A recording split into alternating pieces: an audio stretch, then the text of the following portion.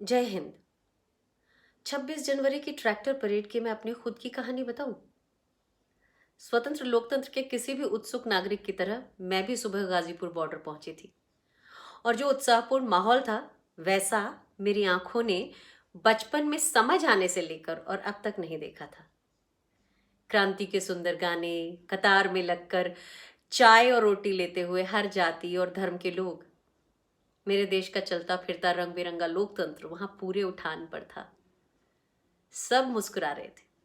भीड़ में धक्का मुक्की तक नहीं थी। एक अनरिटन डिसिप्लिन था सबके अंदर। ना कोई राग, ना द्वेष और ना आक्रोश।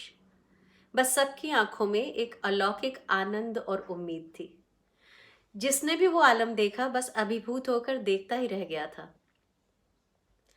मन तब और भी भावुक हो उठा जब रैली शुरू होने के समय यानी 11 बजे के बाद से सड़क के दोनों तरफ के घरों से महिलाएं, पुरुष और बच्चे निकलकर ट्रैक्टर और ट्रॉली पर बैठे लोगों को सल्यूट कर रहे थे, ठीक वैसे ही जैसे राजपथ पर करते हैं। हमारा भारत उस समय वहीं खड़ा था, खुद पर शायद गर्व भी कर रहा था। कुछ उत्साही लोग दोनों तरफ पीने का पानी और फूल लेकर खड़े थे, पानी पिला रहे थे, फूल बरसा रहे थे। माहौल में गेंदे और गुलाबों की खुशबू थी और मैं भाई दिलदीप का तिरंगा लहराता ट्रैक्टर चलाते हुए पत्रकार फ्रेंड मयंक, जुलेखा और विशेष के साथ बात करती जा रही थी। पूरा रास्ता खुला हुआ था और हमारे आगे चल रहे कुछ ट्रैक्टर्स के अलावा रास्ता खाली भी मिल रहा था। बस तभी मयंक ने अपने लाइव कवरेज में कहा कि हम दिल्ली की सीमा के अंदर आ चुके हैं और लगभग उसी समय दिलदीप को कोई फोन आया और उसने बात करने के बाद मुझसे कहा कि हम गलत रास्ते पर आ गए हैं। मैंने ट्रैक्टर साइड में लगाया और फिर रिवर्स में लेकर हम कट तक पहुंचे और वहां से फ्लाईओवर के नीचे आकर वापस गाजीपुर बॉर्डर की ओर यू टर्न लिया। लेकिन थोड़ा आगे जाकर जानते हैं हमने क्या देखा?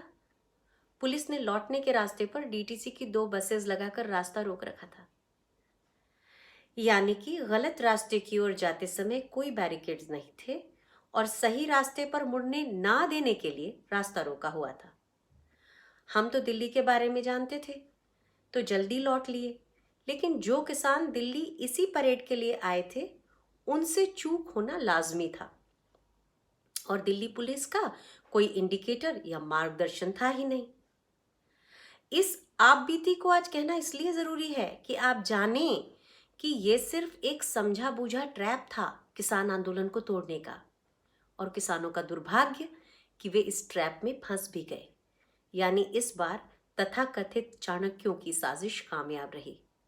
इसमें पुलिस ने तो किसानों से अंडरटेकिंग ली थी, लेकिन अपनी तरफ से पुलिस की मार्ग में क्या व्यवस्था रहेगी इसका कोई कमिटमेंट जाहिर तौर पर ना तो देखने में आया, ना एक नक्शे के अलावा कोई और दस्तावेज प्रचारित या पब्लिश हुआ। बहरहाल लाल किले की पूरी घटना बहुत दुर्भाग्यपूर्ण है और इतिहास में कलंक की तरह दर्ज हो गई है। लेकिन इसकी साजिश करने वालों ने देश की अस्मिता के बारे में तो सोचा ही नहीं। उनका लक्ष्य ही किसान को देश की नजरों में नीचा दिखाना था और आंदोलन को एक बारगी जैसे कुचलना था। और कम से कम प्रथम दृष्टया वे इसमें कामयाब हुए भी दिखते हैं। यानी लोकतंत्र में एक बार फिर एक षड्यंत्र हुआ, बड़े पैमाने पर हुआ। लोकतंत्र एक बार फिर शर्मसार हुआ और इतिहास में एक गणतंत्र दिवस दूषित हो गया। किसान के कंधे से बंदूक भी चल गई और किसान ही घायल भी हो गया। इस तरह की साजिशें आज लोकतंत्र में निहत्थे का शिकार करवा रही हैं और हम मानसिक रूप से शिकार हो रहे हैं, बीमार हो रहे हैं। हो सके तो इस पहलू पर भी विचार कर लें। मुझे यकीन है आप विचार भी कर सकेंगे और दिल में कहीं विश्वास भी होगा इस सच पर। बस सिर्फ 3 दिन अगर सुबह थोक में आने वाली बीजेपी की आईटी सेल की पोस्ट ना पढ़ें तो पूरा सच भी देख पाएंगे हम और आप। आखिर हम सब इसी मिट्टी के लोग हैं, इसी गंगा जमुनी तहजीब ने हमें पाला है। हम कर पाएंगे दूध का दूध और पानी का पानी।